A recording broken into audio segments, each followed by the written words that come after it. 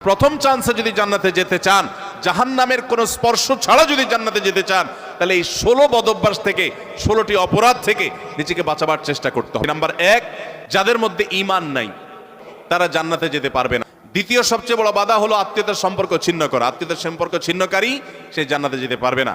তৃতীয় বড় বাধা হলো যারা চগলখড়ি বদঅভ্যাস আছে, এই রোগটা। চতুর্থ, প্রতিবেশীকে কষ্ট দেওয়ার রোগ যাদের আছে।